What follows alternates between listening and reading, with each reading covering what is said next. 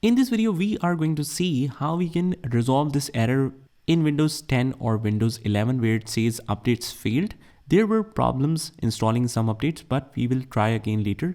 And the error code is 0x80244018. So we are going to see a couple of solutions that might work for you. And without further ado, let's get started with this video.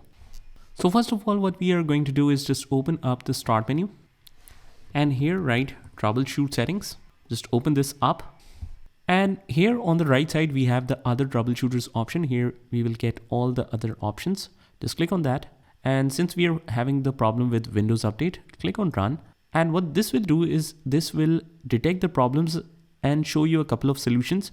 So you have to follow it exactly in the same way, and it should solve the problem because Windows troubleshooter works the best, and it will automatically give you some of the solutions. You just have to answer a few questions that if that is working for you or not. So if you have tried that and it doesn't resolve your problem, here's what you can do.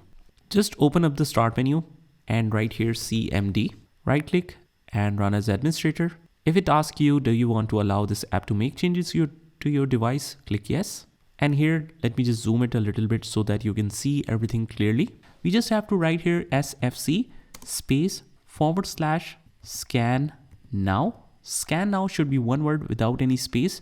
So you have to write in exactly the same way. Hit enter and it will begin the system scan. This process will take some time. Begin verification phase of the system scan. So verification is started. It is completed 3%. And we just have to wait until it completes it fully.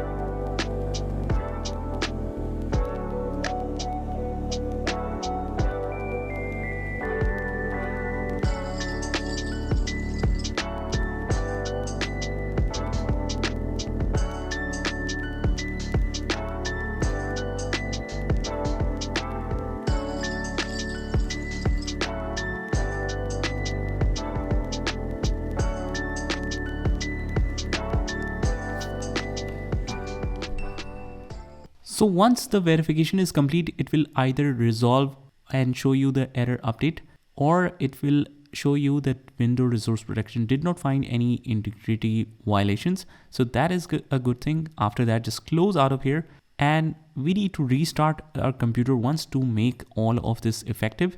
And after that, you can just try running that application or that update, whatever you were doing again, and you should face no problem in accessing that. So that's pretty much it, guys. I hope you found this video helpful, and if you did, hit the like button and subscribe to our channel. Also, just comment down below if that works for you. If this doesn't work, what works for you? Just remember to mention in comments so that it can help all the community out here, because we are in this together, so we have to help each other to resolve this problem. And with this said, this is Saad signing off from today's video. Take care.